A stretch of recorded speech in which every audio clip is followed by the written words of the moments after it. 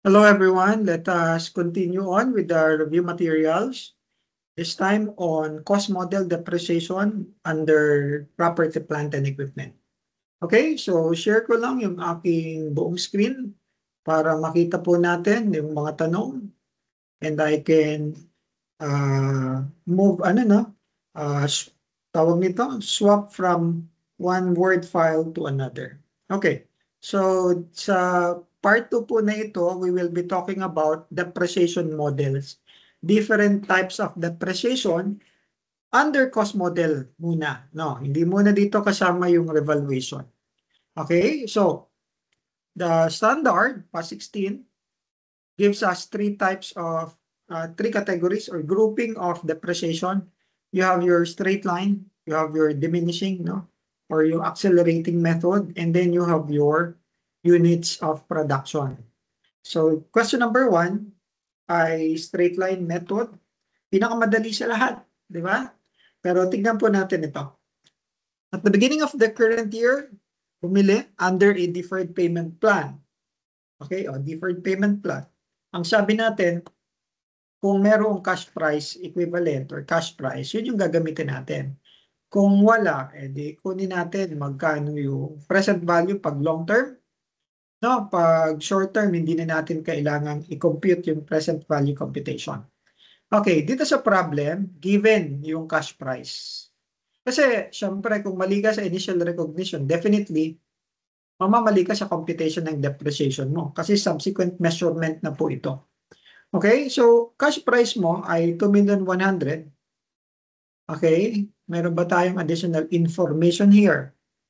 Okay, wala naman, wala namang additional na mga direct cost or direct mga DAX. So we will use this. Pero gamitin natin yung residual value kasi it's not part of the depreciable amount.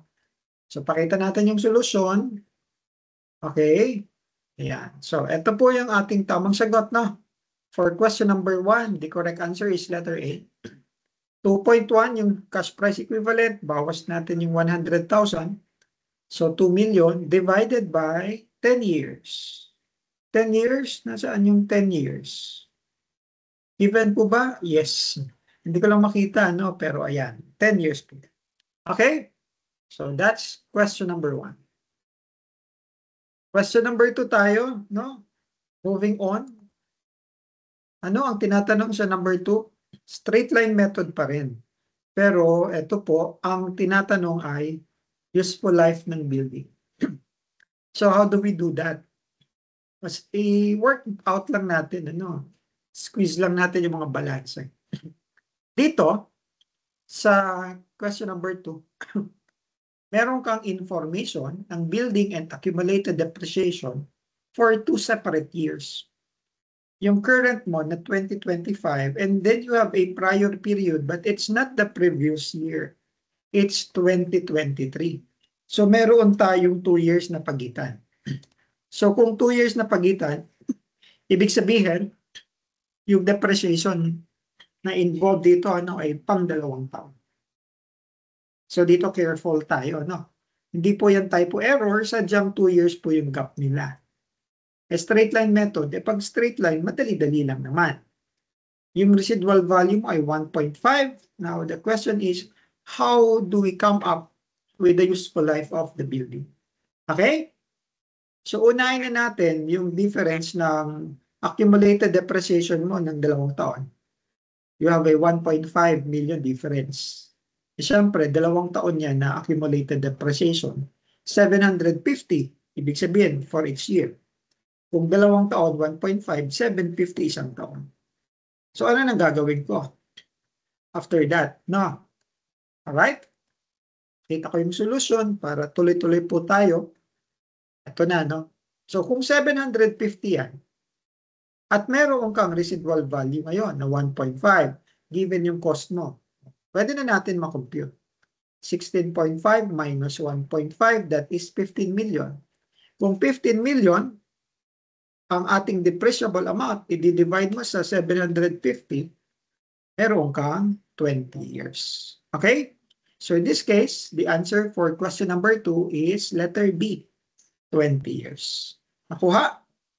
So, ito ay pang sharpen, okay, ng ating mga brain cells para hindi yung straightforward na depreciation expense ang kinukompute natin. Okay? Moving on, question number 3. Straight line pa rin tayo dito, but this time ang tinatanong naman ay residual value. So, paano naman natin isusolve ang residual value? Ano ba yung mga information dito? Meron kang 45 million na cost exclusive of 4.2 directly attributable cost. Now, careful. Ano ba yan? Exclusive, inclusive. Pag inclusive, kasama na dito. Pag exclusive, hindi pa kasama. So, ano gagawin natin? Idadagdag pa po natin yung 4.2. So, it now becomes 49.2, yung initial measurement natin. No? Meron kang estimated life na 40 years. Ang carrying amount on December 31, 2025. Take note, before, bago yung depreciation adjusting entry. Okay? Ibig dito sabihin, no, before adjusting entry for depreciation, the adjusting entry is made at the end of the year. Annual depreciation. Sabihin na natin na ganun. Pero ang tinatanong, residual value, pakita natin yung solution. Okay? Now, siyempre sabi natin 49.2. Etong dalawa, ito yung ating total cost. Pero, meron kang, ano ba to? Yung before depreciation mo daw, ang carrying amount ay 43,755. Ibawas natin yan. Kasi ibig sabihin, meron ka nang na-depreciate na 5,445,000. Okay? 5,445,000. That is from when? From July 1, 2020, no? Half year ng 20, 21, 22, 23, 24. 4 years. Excluding before depreciation for 2025. So, wag natin isama yung 2025. Ibig sabihin, from July 1, 2020 up to December 31, 2024, 4.5 years yun.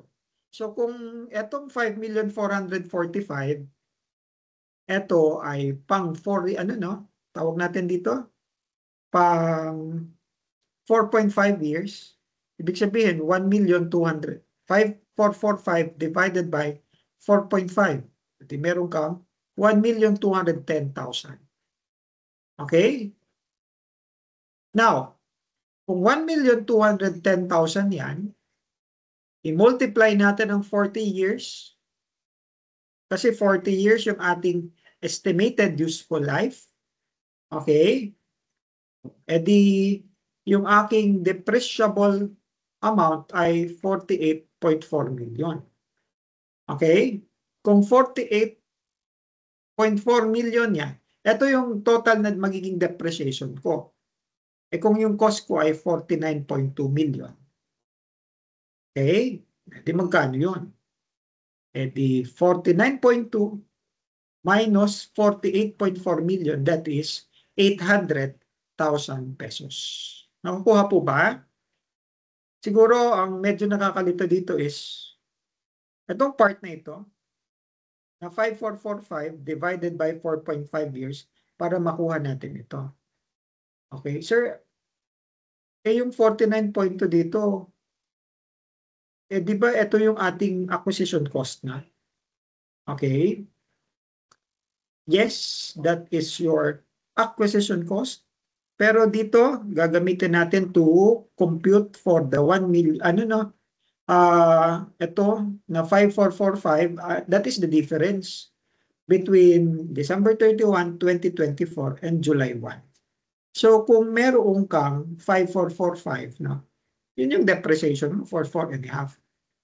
So, with that in mind, no, 5,445 divided by 4.5, ang annual depreciation mo ay 1,210,000.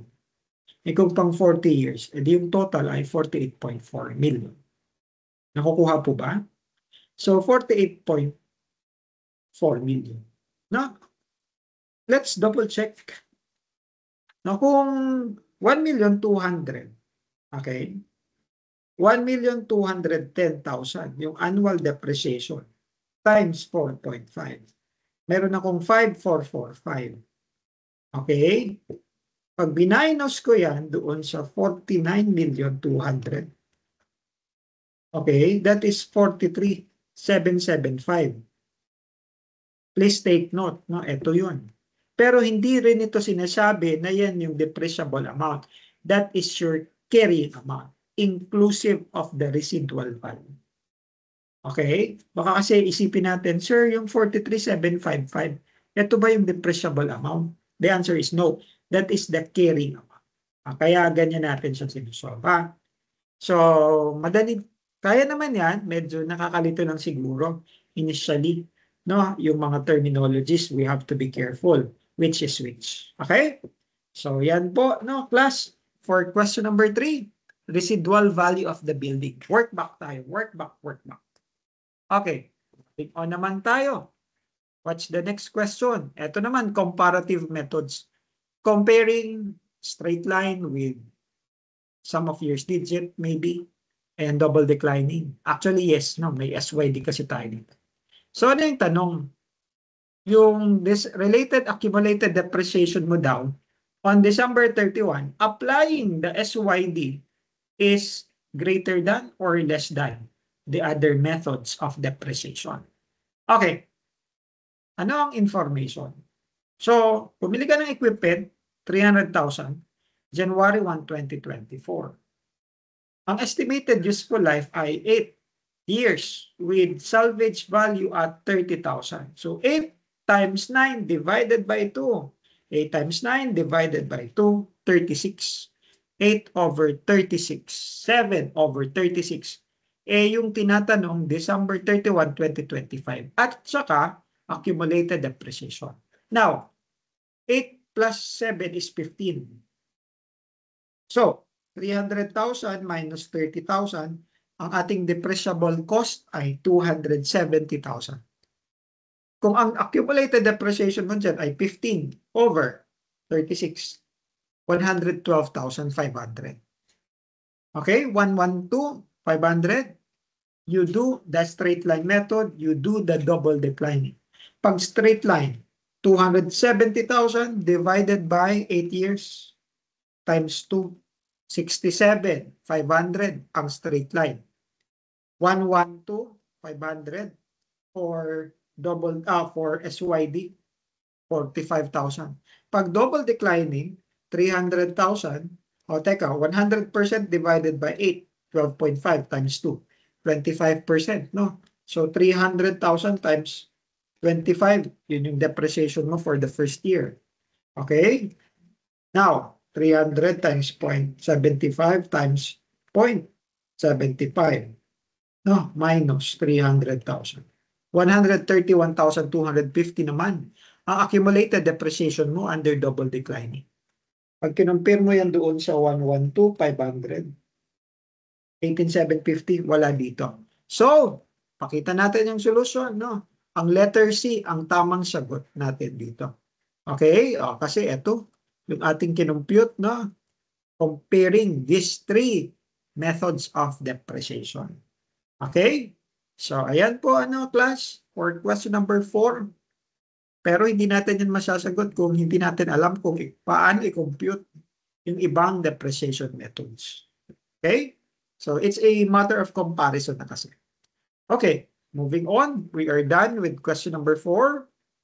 SYD naman tayo, specific. Okay? So the company purchased a factory equipment April 1, 2024. 3 million nabili. April. So January, February, March. So 9 months for 2024. Ang estimated life ay 5 years. So 5 times 6 divided by 2, 15. Diba? 5 over 15. So kung 3 million yan, meron kang residual value na 300,000. So 2,700,000. Okay. Ang tinatanong, expense in 2025. Hindi yung 2024. No. Now, yung 2.7 million times, ilan nga to? 5 times 6, 30 divided by 2, 15. 5 over 15. Okay. Times 5 over 15, 900. Okay? 900 yan from April 1 to March 30, 2024. So, kunin mo yung 1/4. Okay? So, meron kang 225,000. 2,700,000 naman times, ano nga ito? 4 divided by 15 times 9 divided by 12. Okay? M plus. Okay? O, anong sagot ninyo? It's letter D. Tignan natin. For number 5, the answer is letter D. Okay? Kasi alanganin, ano? So, April 1 hanggang March 31, 2025. May 3 months ka doon na pang 5/15. Tapos, yung isa naman, 4/15, pero 9/12 lang. So, pagsamahin, letter D ang tamang sagot. Okay? That's for question number 5. Tuloy naman tayo. Question number 6. Ano naman ang tinatanong dito? Depreciation expense na i-record in 2025 applying the SYD.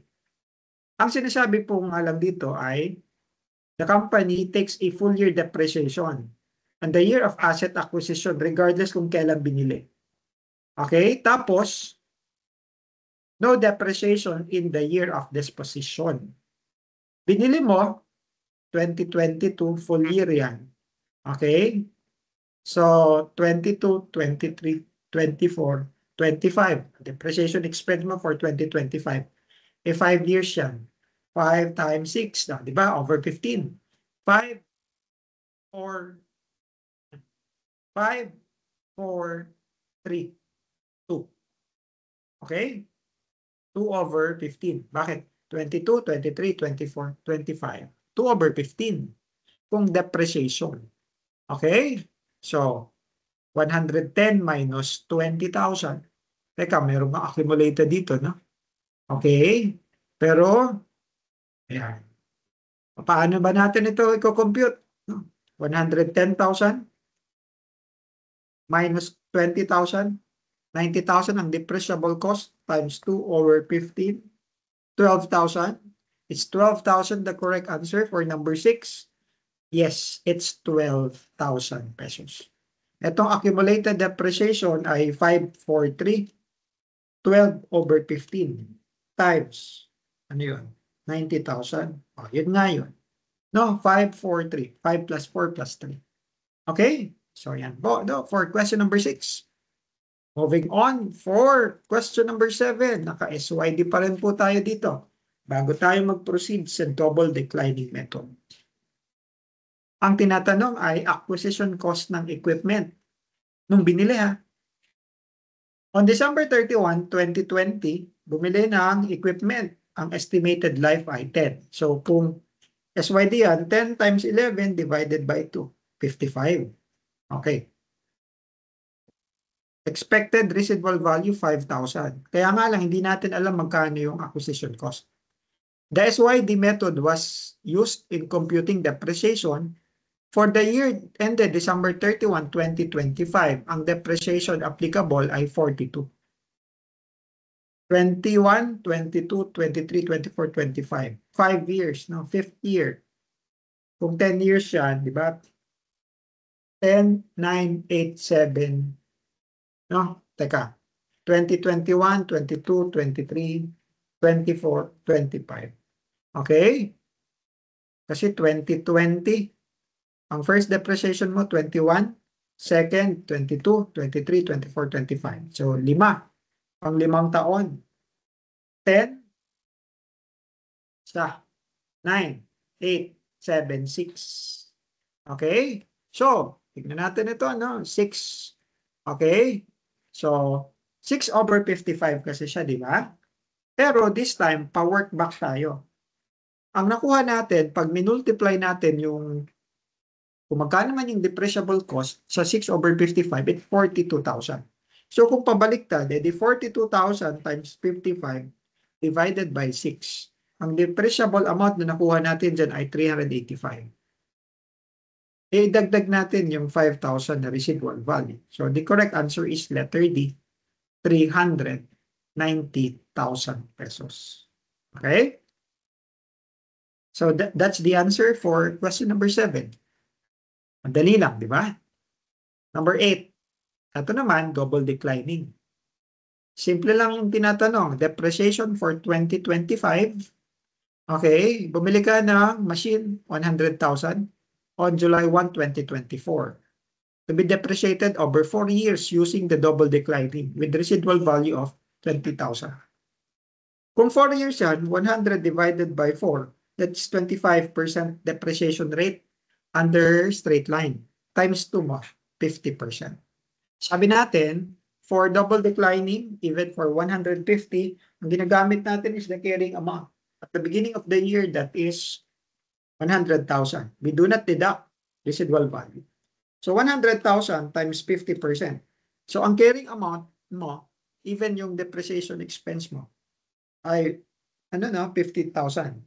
Pero from July 1 to June 30, 2025. Okay? Or kalahatiin mo, divided by 2. So by December 31, 2024, 25,000 yung depreciation expense mo, 75,000 yung carrying amount. Di ba? Now, multiply it sa 0.5. You will get 37,500. Number 8, the answer is letter D doon. Okay? So yan, no? Ang ating sagot for question number 8. Next. Ito naman tayo. Number 9, 150% declining method. So 150 times 1.5 kung magkano yung straight line method. May nabiling machine July 1, 2023 sa halagang 600,000. Ang estimated life ay 5 years, salvage value 80,000.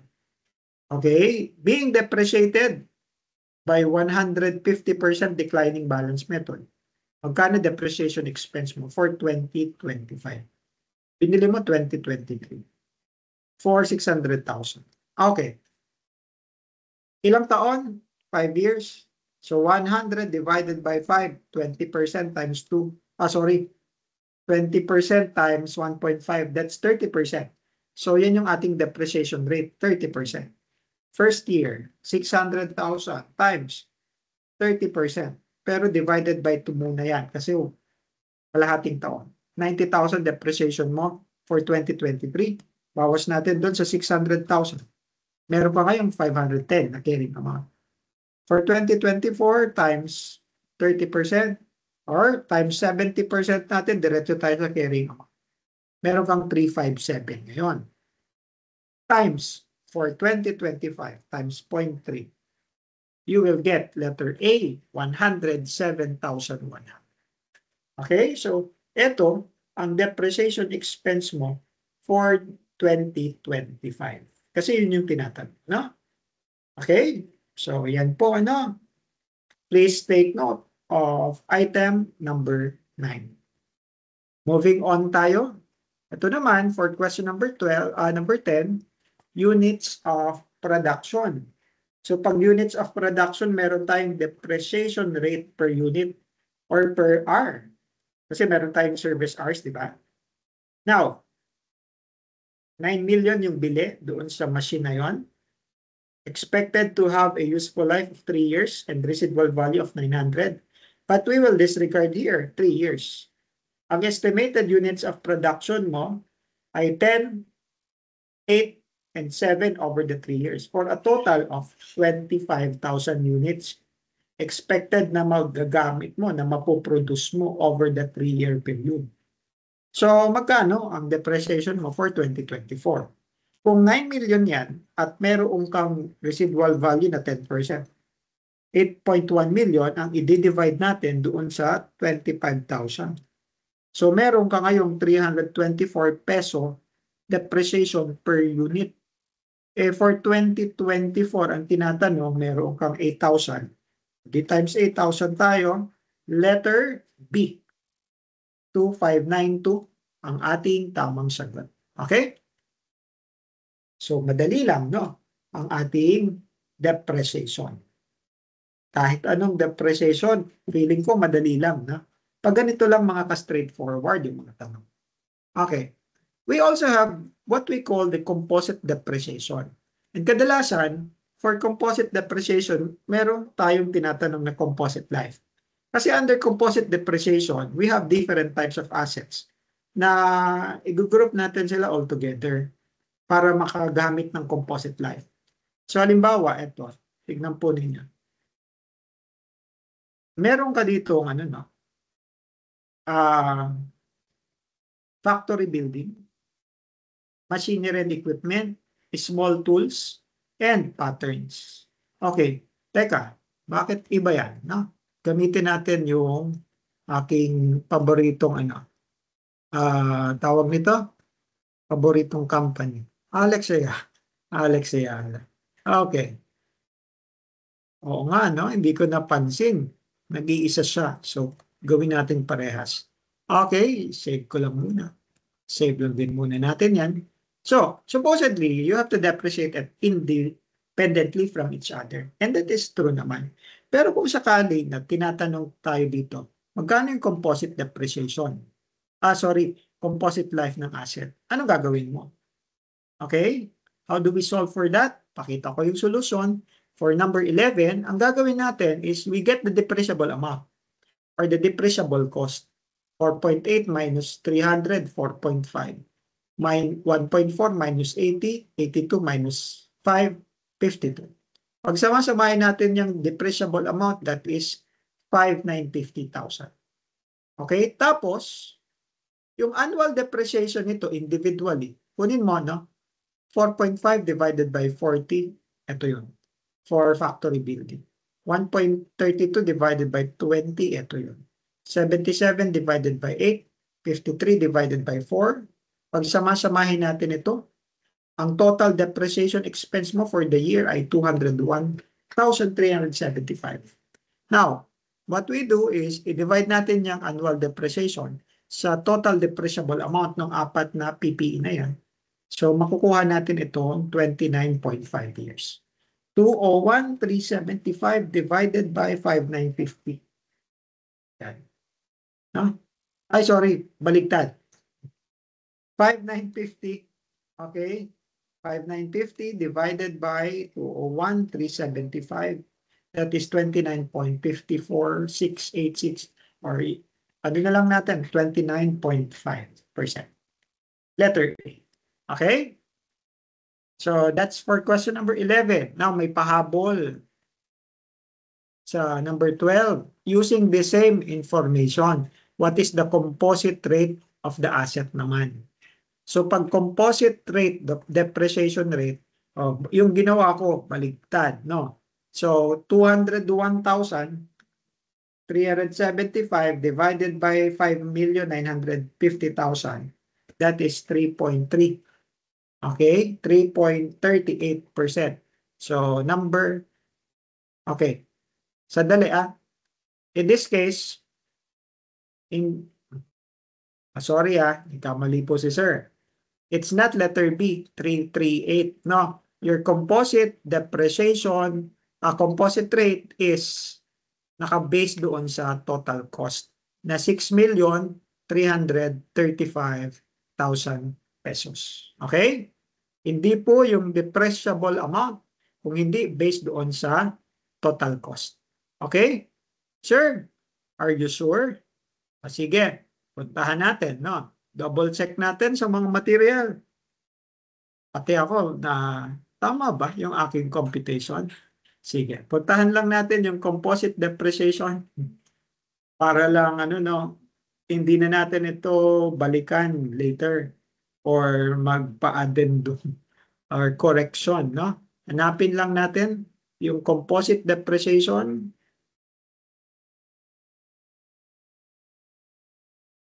Okay. Okay. Composite rate, meanwhile, is computed as total annual depreciation divided by the total cost. So, hindi yung depreciable cost, kung hindi, based on the cost. So, tama naman po tayo dito. So, na-justify and na-confirm natin that this would be letter A, 3.18%. So, careful lang pagdating sa composite rate based on the total cost. Yun yung ating, pang-divide yung nasa denominator. Hindi yung depreciable amount. Okay? Otherwise, pag depreciable amount ang ginamit mo, letter B ang kakalabasan. Yun yung initial mistake. Okay? So, yan po, no? Number 13, component depreciation naman ito. Now, for component depreciation, we should consider that ito kadalasan yung mga example dito, mga aircraft, no? Acquired separately, okay? They depreciated separately per component. Kaya siya tinatawag na component depreciation. So, limbawa, nabili ng company yung aircraft at 50 million. Kasama sa purchase price ay passenger seat costing 3.5, engine costing 12 million, and the other are, for other parts. Okay, yung seats daw and engines expected to be replaced after 10 years.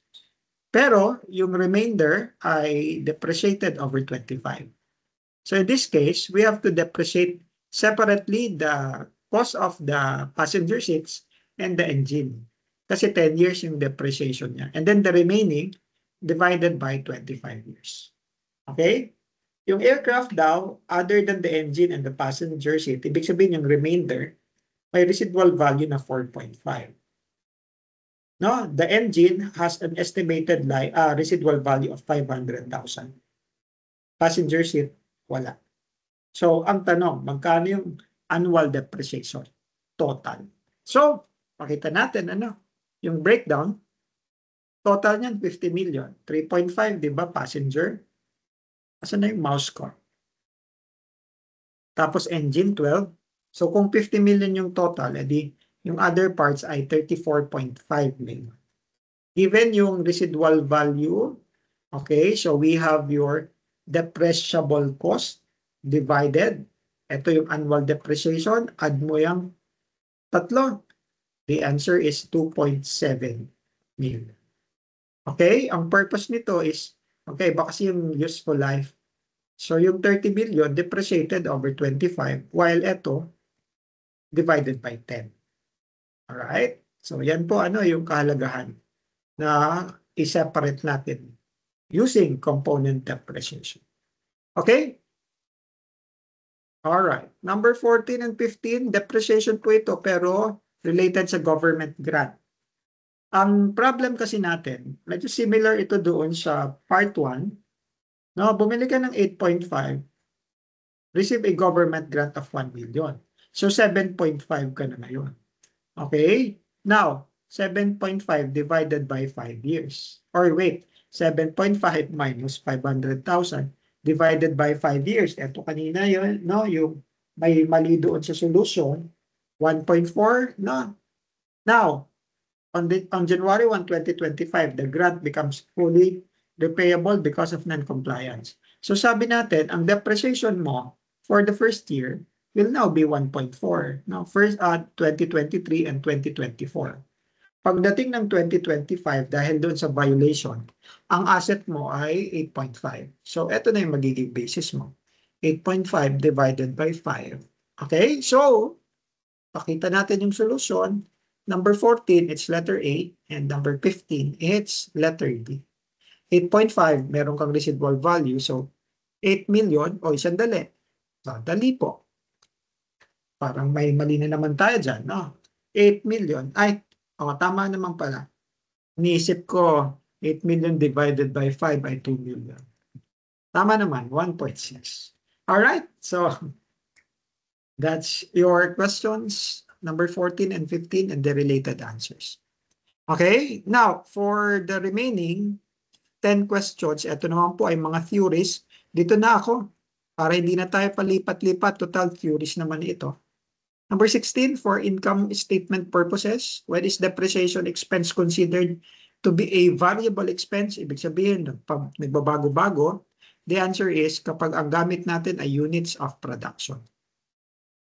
Kasi nakabase po tayo dito sa units produced. Okay? Fix po tayo even for diminishing, no? Mas accelerated nga lang at the beginning of the year. Pero fix siya. Okay, number 17. Dito, ang tama at mali Sa statement 1, hinighlight ko dito yung depreciation is suspended until the asset resumes operation. If temporarily idle, continue pa rin po natin yung depreciation. Hindi po natin yan sinususpend. Okay? Statement number 2, mali din siya kasi pag meron kang change in accounting estimates, may ni-revise ka na estimated residual value, apply daw retrospectively. Under past 8, no, apply prospectively tayo. Change in accounting estimate po ang depreciation method and then your, anong tawag natin dito? Yung residual value. Even the estimated useful life. Okay? So, yan po, no, for number 7. Number 18. Okay. Bumili ng parcel of land, 20 million, to operate as a landfill site under a 25-year government license. After that period, the land must be restored and cannot be reused by the company. Ano daw dito ang tamang accounting treatment? Okay? Oh, let me tell you hindi po lahat ng lupa ay hindi dinedepreciate. Hindi lahat ng lupa ay nag-a-appreciate. There are exceptional cases. Ito po yung exception to the rule. Land is not depreciated, but there are cases like landfill, no, na dinidepreciate po natin. So in this case, may finite, no, mayroong limit yung paggamit based on the government license. Kasi yung lupa, no, na tinatapunan ng mga basura, hindi naman nag-a-appreciate yung value niya. Kahit yung mga ano nga ito, nakalimutan ko yung term. Yung, halimbawa, meron kang parcel of land, no, na medyo binabaha, nagkaroon na ng mga pond or mud or I just forgot the term. No, yung medyo nawalan siya ng value, pangit na siya, muddy, nakalimutan ko yung term eh. Pero yung mga ganong case ay dinidepreciate din natin. Okay? So that's for number 18. Number 19. May binili kang 5 million na property. 1.5 attributable sa land, 3.5 sa building. The property is used in production and the building is to be depreciated over 35 years. Eh syempre yung land, hindi po yan dinidepreciate. So we have to account them separately. Basket price purchase, 5 million. Ang problema, si accountant daw, na-depreciate niya yung buong 5 million over 35 years. Oy, wait lang. 1.5 land, hindi natin dinidepreciate. So ang gagawin natin is to reallocate and depreciate only the building. Kasi yung lupa, hindi natin dinidepreciate. General rule Ito yung exception to the rule number 18. Okay? Number 20, ano naman po ito? Yung mga component depreciation, may binili kang aircraft, $60 million. Ang cost ng engine, 20 million, useful life 10 years. Yung body, useful life 20 years. The airline intends to overhaul the engine after 10 years and continue using the aircraft. Magkaibang depreciation. Or I mean, magkaiba yung useful life, so iba yung depreciation amount. So depreciate engine and body separately, component depreciation. Yung isa, 10 years, yung isa, 20 years. Okay? Next, number 21 tayo. A company uses straight line method. Technological advances lead management to believe the diminishing balance method reflects better the usage. Ano gagawin natin? They change the method prospectively as a change in accounting estimate. Okay? Under pass 8. Number 22, SYD. 10 years. Ang tinatanong, ano daw yung fraction for in the fourth year? Di 10, 9, 8, 7. 7 over 55. 10 times 11, 110 divided by 5. Okay, 55. 10, 9, 8, 7. 7th year, 4th year, 7 ang numerator. Letter B. Number 23. Alin daw dito yung totoo about double declining method? Companies that use DDB do not use partial year. It's not true. Using DDB, the amount of depreciation varies from year to year depending on the usage. Not true. So mali na yung letter D. All of the statements daw are true. Tama po ang letter B. Hindi po natin ginagamit yung scrap value kasi nga ang basis natin carrying amount.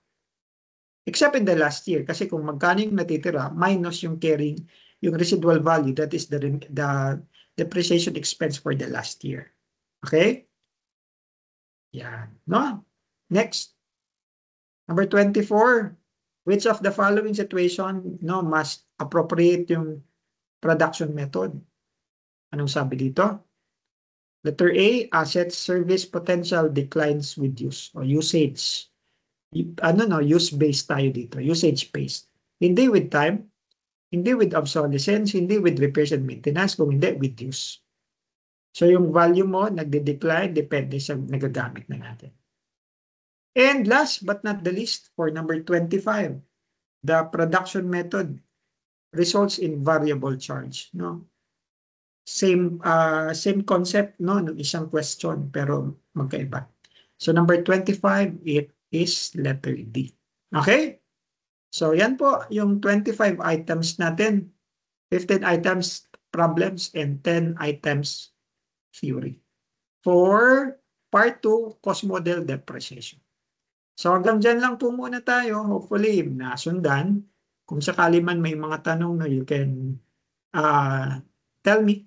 Pwede rin kayong mag-chat dito sa chat box. Okay, so maraming salamat. I will now end this recording. Good luck po sa inyong lahat.